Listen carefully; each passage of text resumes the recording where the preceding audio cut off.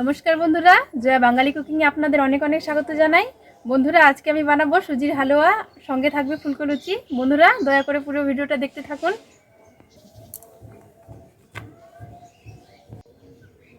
প্রথমে আমি উনুনটা ধরিয়ে নেব।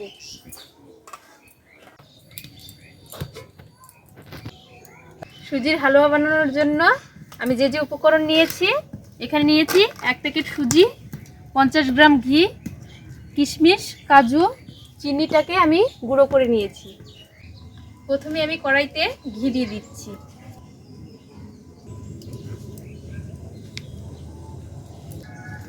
ঘি গরম হয়ে গেছে, আমি এখন সুজিগুলো দিয়ে দিচ্ছি। সুজিটাকে আমি ভালো করে ভেজে নেব।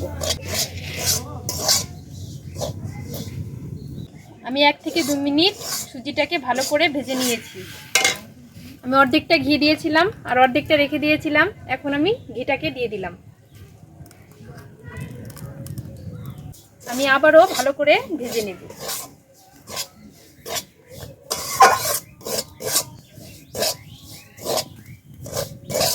সুজি ভাজা হয়ে গেছে, সুজিটা লাল লাল করে ভেজে নিলাম। আমি এক পরিমাণ জল দিয়ে দিচ্ছি।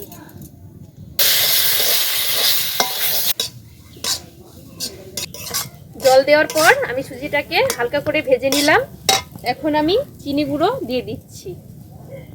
এখানে আমি 150 গ্রাম চিনি গুঁড়ো করে নিয়েছি।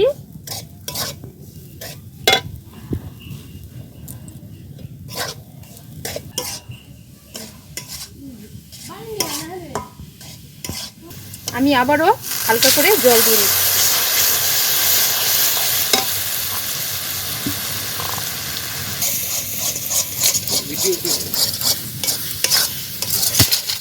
এখন আমি দিয়ে দিচ্ছি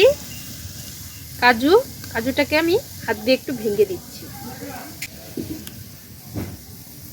এখন আমি কাজু বাদাম দিয়ে দিলাম। এখন আমি দিয়ে দিচ্ছি কিশমিশ। অল্প জল দিয়ে দিচ্ছি।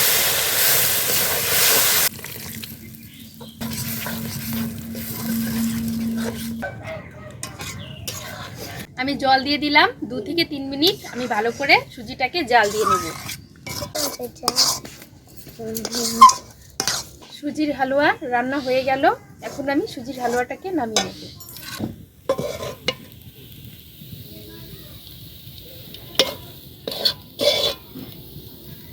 এখানে নিয়েছি আমি হাফ কিলো ময়দা। আমি ময়দাটাকে ভালো করে ময়াম দিয়ে নেব। আমি দিয়ে দিচ্ছি অল্প পরিমাণ লবণ, দিচ্ছি চিনি গুঁড়ো। সাদা তেল তো ঠান্ডার দিনে জমে আছে, এখানে দিয়ে দিচ্ছি সাদা তেল। আমি ভালো করে ময়দাটাকে ময়াম দিয়ে নেব। লুচিটা তাহলে খেতে কিন্তু ভালো লাগবে। ময়াম দেওয়া হয়ে গেছে, এখন আমি জল দিয়ে ভালো করে ময়দাটাকে মেখে নেব। ঐশী বারবার বলছে, মা সুজির হালুয়া বানিয়েছো, তাহলে ফুলকো লুচি বানিয়ে দাও না।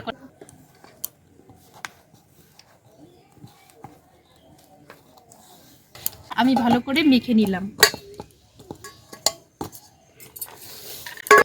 কড়াইতে সাদা তেল দিয়ে দিলাম।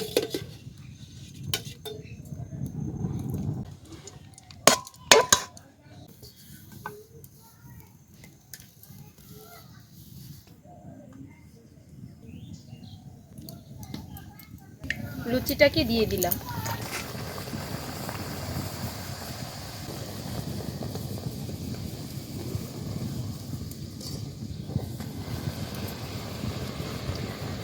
ফুলকো লুচি কিন্তু একদম ফুলকো লুচির মতোই হচ্ছে।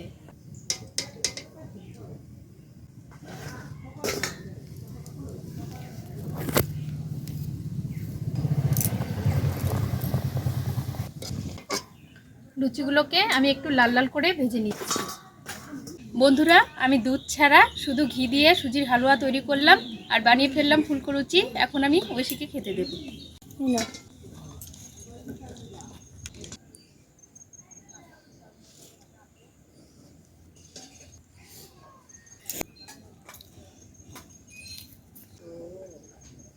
ভালো হয়েছে তাই